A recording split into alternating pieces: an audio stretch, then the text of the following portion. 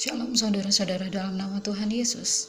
Saudara, saya ingin membagikan sebuah kata ya saudara, yang saya ingin jelaskan kenapa saya menolak kata itu gitu ya saudara. Tapi saya ingin latar belakangnya saya sampaikan dulu, mulai dari membaca firman Tuhan ya saudara.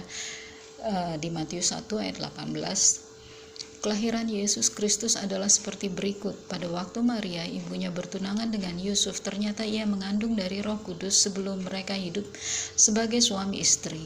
Karena Yusuf suaminya seorang yang tulus hati dan tidak mau mencemarkan nama istrinya di muka umum, ia bermaksud menceraikannya dengan diam-diam.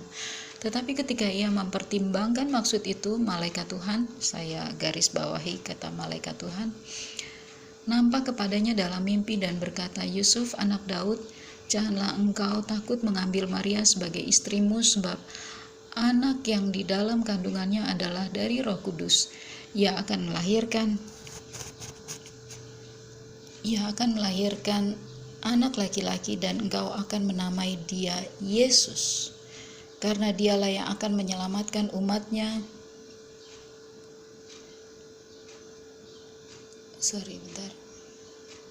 Karena dia yang akan menyelamatkan umatnya dari dosa mereka. Jadi nama Yesus itu menyelamatkan umatnya dari dosa kita ya saudara.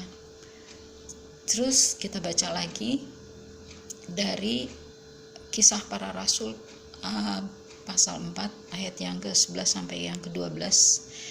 Yesus adalah batu yang dibuang oleh tukang-tukang bangunan, yaitu kamu sendiri. Ya, kita adalah batu yang dibuang oleh tukang-tukang bangunan.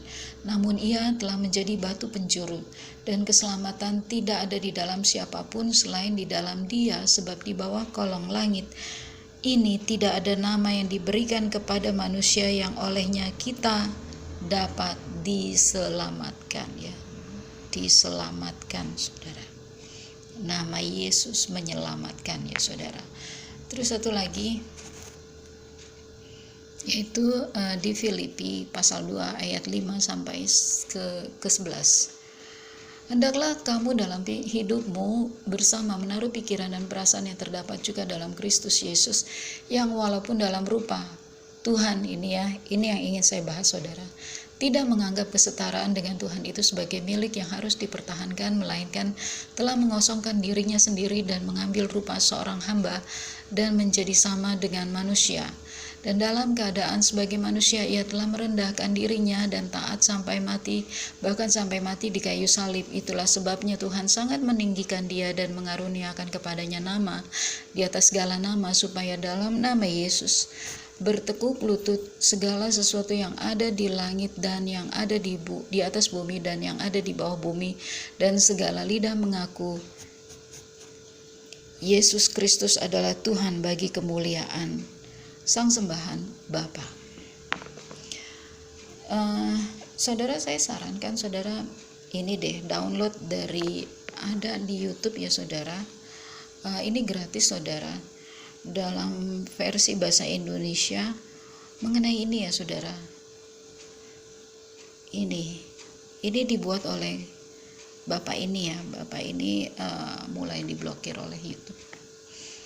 Jadi begini saudara, saya punya renungan gitu ya saudara. Misalnya ada seseorang, saya minta maaf kalau namanya sama gitu ya dengan apa yang saya maksudkan. Misalnya namanya ini ya, dalam bahasa Inggris kan dia dibacanya James gitu. Bahasa Indonesia kan bisa aja jadi James atau James gitu ya saudara. Tetapi orangnya sama gitu, orangnya dia juga gitu. Maka demikian juga dengan ini ya saudara. Kalau ini diucapkan dalam bahasa Indonesia dan diucapkan dalam bahasa ini ya saudara, kan dia juga gitu saudara. Padahal di kitab yang lain, tokoh ini ya saudara tidak menyatakan bahwa Yesus Kristus adalah jalan kebenaran dan hidup gitu saudara. Jadi mengapakah gitu ya orang-orang yang sudah menerima Yesus dari kepercayaan yang lain, mengapakah masih menyebut nama ini ya saudara? Mengapa tidak menggunakan kata Tuhan atau sang sembahan? Saudara, Tuhan udah mau datang, masa saudara masih menyebut dia ini Tuhan gitu saudara?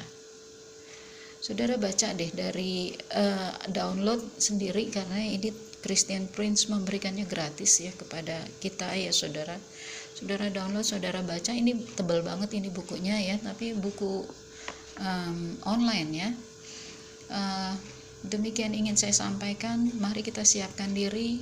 Kita tidak menyembah dia, kita tidak mengakui dia. Saya sarankan ya saudara ya, terserah saudara sih, saudara renungkan sendiri. Karena Tuhan Yesus segera datang. Maranatha, Shalom.